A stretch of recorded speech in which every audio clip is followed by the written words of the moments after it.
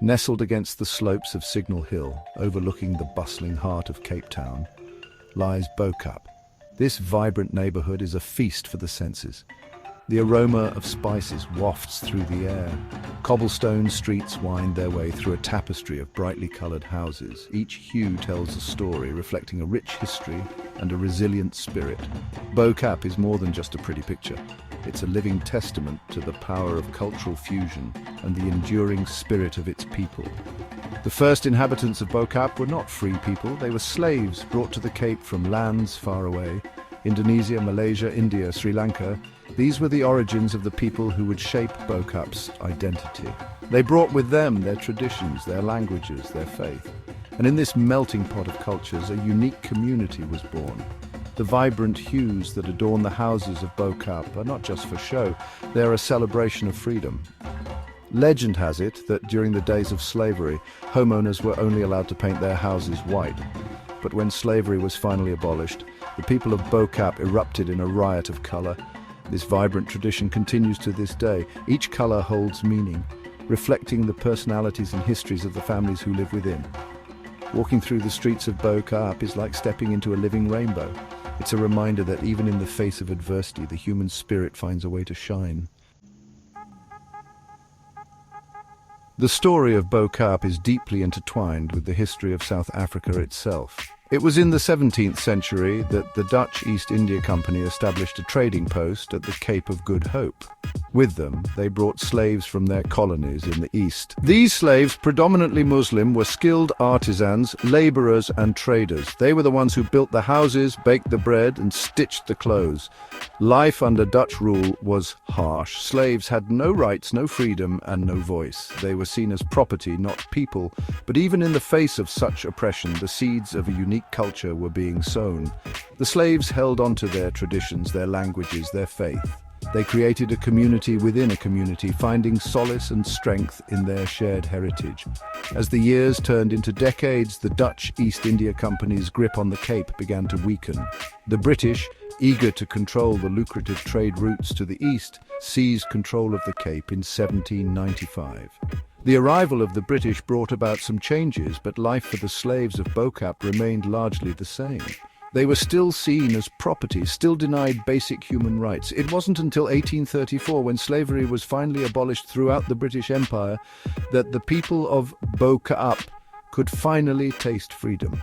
For the first time, they could own land, practice their religion openly, and build a future for themselves and their children. Islam has been the bedrock of Bo-Kaap's identity for centuries. It's more than just a religion, it's a way of life. From the moment the first call to prayer echoes through the cobblestone streets, a sense of peace descends upon the neighborhood. The mosques, with their elegant minarets piercing the sky, stand as proud symbols of faith and resilience. The Awal Mosque, established in 1794, holds a special place in the hearts of Bo-Kaap's residents. Founded by Tuan Guru, an Indonesian scholar and political exile, it became a beacon of hope and learning during a time of immense hardship. It was here that slaves, forbidden from practicing their religion openly, would gather in secret to pray and find solace. The legacy of Tuan Guru and the Awal Mosque extends far beyond the borders of Bo-Kaap. It was here that the first madrasas, or Islamic schools, were established, providing education and spiritual guidance to generations of Muslims in South Africa. The mosque also played a pivotal role in the fight against apartheid, serving as a meeting place for activists and a sanctuary for those seeking refuge from the brutality of the regime. Today, the sound of the Adhan, the Islamic call to prayer, continues to reverberate through the streets of Bo-Kaap 5 times a day. It's a reminder of the enduring power of faith and the vital role it has played in shaping the community's identity. From the aroma of freshly baked co-sisters to the vibrant Islamic art adorning the walls of homes, Islam is woven into the very fabric of life in Bo-Kaap. The apartheid era cast a long shadow over South Africa, and Bo-Kaap was not spared from its brutality. The Group Areas Act of 1950 declared Bo-Kaap a whites-only area, threatening to tear apart the community that had called it home for generations. Families were forcibly removed from their homes, their lives turned upside down.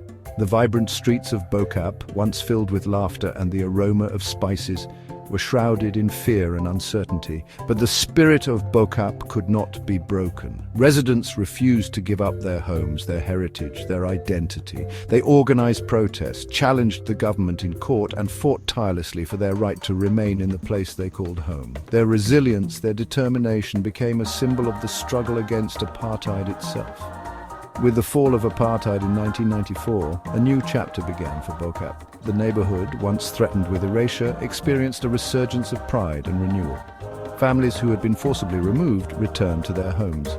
The colorful houses, once symbols of defiance, became emblems of hope and a brighter future. Today, Bo-Kaap stands as a testament to the indomitable spirit of its people. It's a place where the past and present intersect, where the echoes of struggle mingle with the sounds of laughter and celebration. The vibrant colors, the tantalizing aromas, the warm hospitality, they all speak to a community that has overcome adversity and emerged stronger than ever.